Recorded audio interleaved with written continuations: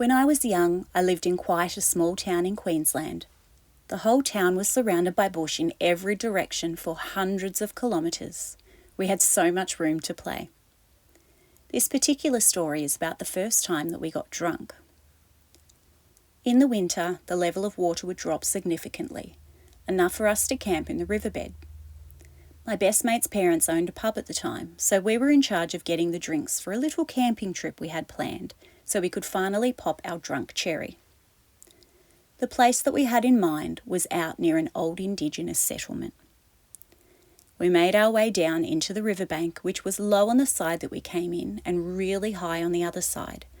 You couldn't see on the other side through all of the trees on the top, and it was kind of unnerving knowing that somebody could be up there watching and you wouldn't even know. There were about 7 of us kids in the camp, and our parents had no idea where we were or what we were doing. We all lied and said that we were staying at a friend's place. We set up our camp and built a little shelter for all of us to sleep under. When we were all set up, we started drinking as the sun was setting. Soon it was dark and we were in full swing, mixing drinks and singing songs and throwing stuff in the water and generally making a whole heap of noise. As we were starting to wind down, one of my friends said that he saw something move at the top of the riverbed on the steep side.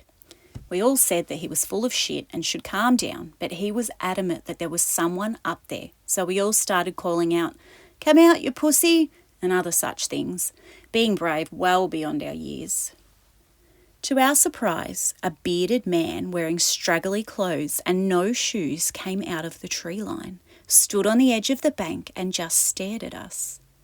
We all went silent, waiting for him to do something, but for about 5 minutes he just stood there, and then he retreated back into the tree line.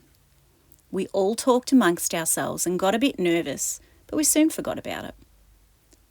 About an hour later, the guy was back, but he wasn't on the bank anymore. He came out of the shadows from the other side of the bank and entered our camp. He came over and stood next to the fire, just joined our group of 12-year-old kids and just stood there. We were all officially a bit scared and didn't really know what to do, so we just sat there in silence. Eventually, one of my friends got up the courage to speak to him. "G'day, mate. How are ya? Are you okay?" The guy just stared at my friend and then stared at each of us in turn, a little bit of time spent on each of us. My friend tried again. "Hey, you okay? What's your name?" The man snapped his head back at my friend and stared at him wide-eyed for at least 2 minutes before answering.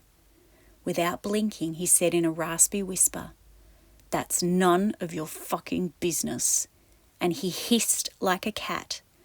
Then this guy just jumped back screaming and staring at the fire like it had just appeared and ran off up the steep bank in record time.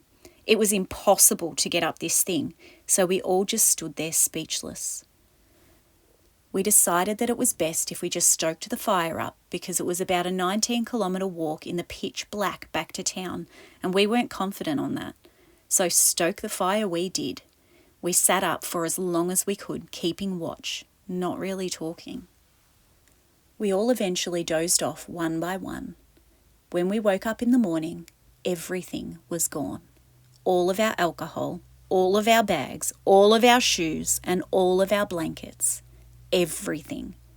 The creepy thing was that none of us awoke as someone robbed us blind, and there was not a single footprint. We were sleeping in wettish sand, so there should have been footprints everywhere, but there were none. It looked like we hadn't even been there. Needless to say, we bailed and ran most of the way back to town. Our feet were all cut up and messy by the time we got back. We never told our parents about our camping trip, and I don't think that we ever will.